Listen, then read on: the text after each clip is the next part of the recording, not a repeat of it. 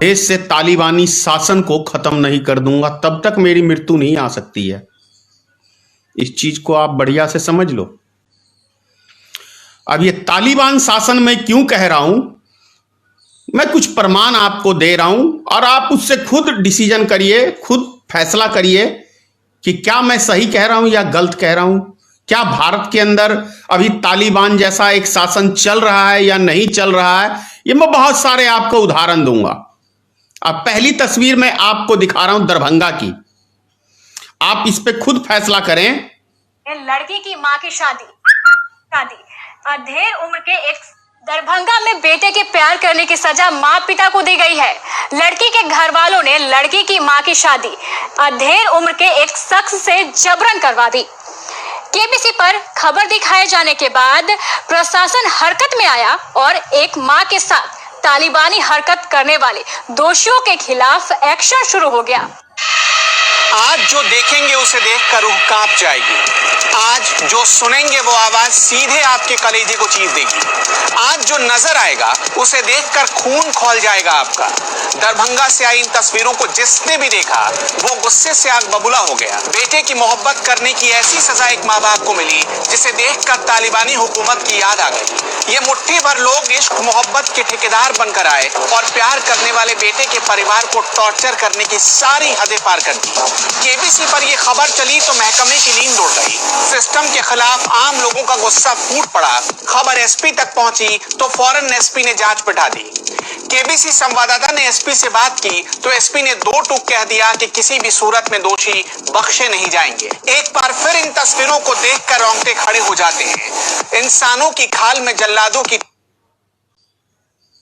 टोली के चेहरे बेनकाब हो जाते हैं। बेटे के प्यार करने की सजा माँ बाप को दी गई। माँ की शादी किसी अधेड़ उम्र के शख्स से करा दी गई। जबरन मारपीट कर ये सब कुछ हो रहा था और समाज के लोग अपनी नाकामी और निकम्मेपन का तमाशा देख रहे थे। लेकिन हमने खबर दिखाकर लोगों की अंतरात्मा को झकझोरा। आप लोग खुद फैसला करें। कभी भविष्य में आपने सुना कि किसी का लड़का लड़की भाग गया हो और दूसरा दबंग परिवार आके लड़की वाले का, उसकी मां का शादी किसी अधेड़ उम्र के व्यक्ति से जबरन करा दिया गया हो? इसे आप कौन सा शासन कहेंगे? तालिबान शासन ही कह सकते हैं। दूसरी चीज, बिहार की घटना दूसरी कर लेते हैं। अभी हाजीपुर के अंदर वैशाली जिले में एक घटना घटी थी। एक मुस्लिम नहीं कह सकते, जाति विशेष की बातें नहीं अच्छी लगती। एक लड़की को जिंदा जला दिया जाता है और 15 दिन तक वो लड़की तड़पती रह जाती है। प्रशासन उसके ऊपर ठोस कार्रवाई नहीं करती है। जहां पे हमारे देश के अंदर सभी राजनीतिक दल, चाहे कांग्रेस हो, बीजेपी हो, कोई भी हो, वो सब आते हैं बेटी बचाओ बेटी पढ़ाओ, बेटी बचाओ बेटी पढ़ाओ। लेकिन किससे बचाओ, कौन से भेड़ियों से बचाओ, ये समझने की जरूरत है। ये भेड़िए हैं कौन, कहां से आते हैं, कहां से इनको मनोबल मिलता है, किसके इशारे पे करते हैं? कोई तो है, किसी के संरक्षण में इनका मनोबल तो बढ़ता है जो ये इतनी हद तक जाने के लिए ये लड़के तैयार हो जाते हैं। कौन है इनका मास्टरमाइंड? कहां से इनको ऊर्जा मिलती है? कहां से ऐसे संस्कार मिलते हैं जो ये इस तरह की हरकत करते हैं? समझने की जरूरत है। दूसरी एक तस्वीर और आपको दिखा रहा हूं। ये तस्वीर देखिए, आप क्या कहेंगे इसको? आज मैं गर्व से नहीं कहता, शर्म से कह रहा हूँ कि मैं हिंदू हूँ और मेरा इस समाज में, इस धर्म में जन्म हुआ है। ये मेरा दुर्भाग्य है कि इस कुंठित मानसिकता, दूषित मानसिकता जैसे धर्म में मेरा जन्म हुआ है। मेरे पास शब्द नहीं है आलोचना के, निंदा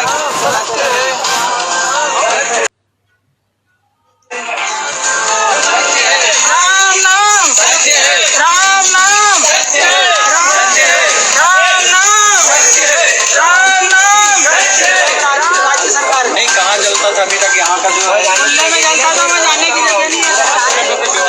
शमशान कैसे आप गवर्नमेंट कैसे अधिकार जमा सकती है प्राइवेट जगह में? किसी क्यों नहीं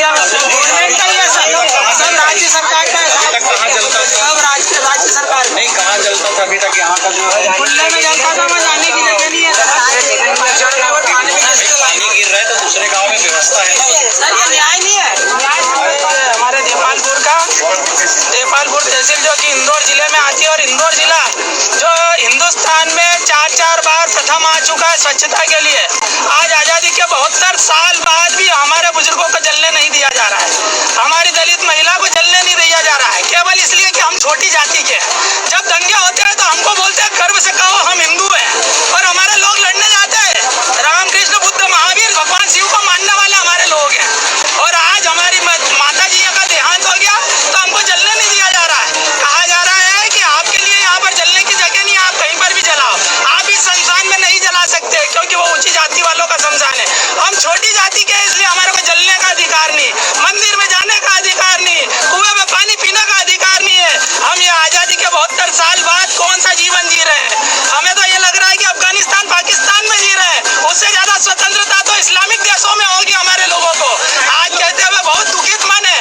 आज मेरा पूरा समाज दुखित हो रहा है, आज मेरा पूरा कुटुंब, मेरा समाज, मेरा वर्ग दुखित हो रहा है कि आज हमारी दलित महिला को जलने नहीं दिया जा रहा। और जब तक महिला को जलने नहीं देंगे, हमारे शव को जलने नहीं देंगे, मैं अनिश्चितकालीन धरने पे यहाँ पे शव को लेके बैठा हूँ। ग्राम चितवाड़ा, देपालपुर, जिला इंदौर। अब आप समझ रहे हैं मैं क्या कह रहा हूं? मेरी बातें बहुत सारे व्यक्ति को बहुत कड़वी लगती हैं, लेकिन क्या करूं, मजबूरी हो जाती है कहना। आप स्वयं फैसला करें कि क्या कहेंगे इसको। तालिबान शासन नहीं चलता हमारे देश में, आखिर ये मोदी जी के शासनकाल में ही क्यों होता है? दलितों की, यानी कि कोई मर जाता है तो फॉरवर्ड अगड़ी जाति के लोग उसकी लाश को नहीं जलने देते हैं। धरती भी उनके बाप का हो गया है। ये हवा पे बस नहीं है, नहीं तो ये हवा को भी बांटने से बाज नहीं आ जाते। सूरज पे बस नहीं है, नहीं तो ये सूरज को भी बांटते कि इस सूरज की रोशनी हम तुम्हें नहीं लगने देंगे। क्या चल रहा है देश में? किसको कहते हैं तालिबान शासन? आप लोग खुद फैसला करें कि एक महिला स्वर्गवास हो जाती है, उसको शमशान घाट पे जलाने नहीं दिया जाता है कुछ दबंगों द्वारा, उसको क्या कहेंगे? वो दबंग है या मानवता के नाम पे कलंक है? मानवता के नाम पे कलंक है, मनुष्य कहलाने योग्य नहीं है। यदि जिस व्यक्ति ने भी ऐसा किया तो मैं कहता हूं वो मनुष्य के रूप में एक दानव है, दानव जिसे हम राक्षस कहते हैं। उत्तर प्रदेश के अंदर हाथरस की घटना आप सबने देखा, किस तरीके से उस बेटी के साथ कुछ दबंगों ने, वो भी अगड़ी जाति के लोगों को मेरी बातें मिर्ची लगती हैं। अगर मनुष्यता या मानवता आपके अंदर है तो विरोध करो, गलत काम का विरोध करो। और यदि अपने जात का सपोर्ट करते हो, जाति विशेष की राजनीति करते हो, तो आप मानव कहलाने के योग्य नहीं हो, मानव कहलाने के योग्य नहीं हो। जिस व्यक्ति के अंदर अच्छे बुरे की पहचान तक नहीं हो, जिस जाति में अच्छे बुरे की पहचान ना हो, वो सबसे गंदा नीच इंसान होता है, नीच वर्ग होता है, चाहे वो कोई भी जाति धर्म का लोग हो। हिंदू में हो तो गंदा है, मुस्लिम में है तो गंदा है, ईसाई में है तो गंदा है, और सिख में है तो गंदा है। यदि उसने गलत का विरोध नहीं किया तो हर वो व्यक्ति गंदा है, और अपने समाज को कलंकित करने के लिए वो व्यक्ति पैदा हुआ है। अपने समाज को कलंकित करने के लिए, अपने देश को कलंकित करने के लिए वो व्यक्ति। इतनी बड़ी घटनाएं, क्या बोलते हैं मोदी जी, क्या बोलते हैं मोदी जी? सबका साथ, सबका विकास, सबका विश्वास। क्या यही है? ये हैं अच्छे दिन, इसे हम अच्छे दिन कहते हैं। शर्म से डूब मरो चिल्लू भर पानी में।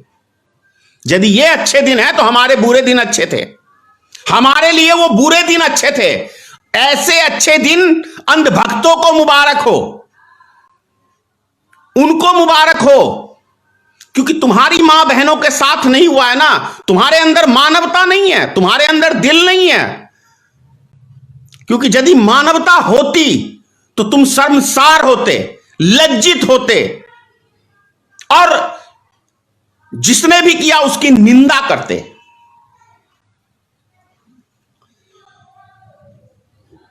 जो भी चीज हो रहा है देश के लिए, राष्ट्र के लिए, ये ठीक नहीं हो रहा है।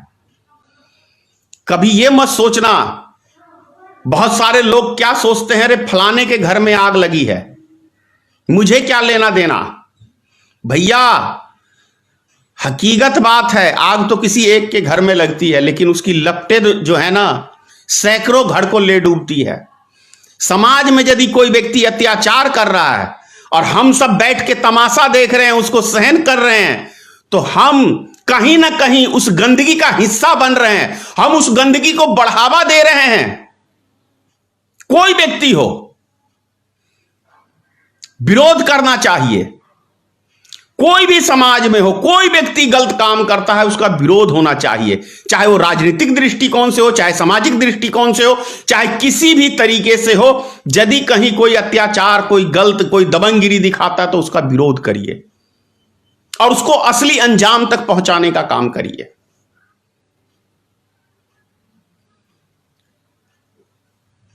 ऐसी कितनी घटनाएं बताऊं। उन्नाव में आपने देखा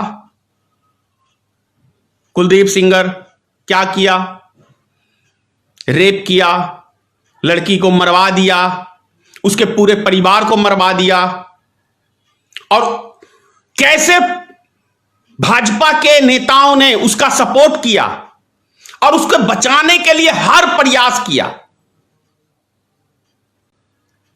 नहीं वहां पे खड़े उतरते ना, तब होती कि हां आप राष्ट्र के लिए काम कर रहे हैं, हिंदुत्व के लिए काम कर रहे हैं, देश के लिए काम कर रहे हैं, तब यह बात समझने में आती कि नहीं आप में राष्ट्रभक्ति है। लेकिन नहीं, आप में जातिवाद की भक्ति है। भारतीय जनता पार्टी एक जाति विशेष की पार्टी बन चुकी है और ये दबंगगिरी पुराने युग वाला चाहते हैं कि हमारा शासन आए। ऐसा कभी नहीं होगा, कभी नहीं होगा।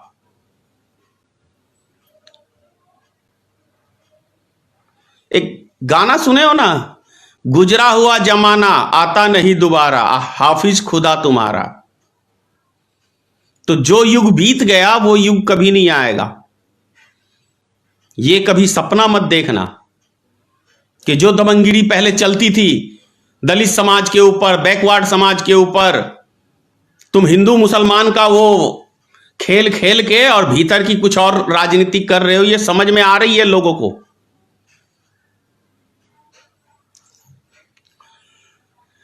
बहुत जल्दी देश की जनता समझ चुकी है, ये तो ईवीएम का खेल है, चमत्कार है कि आप बिहार जीत गए।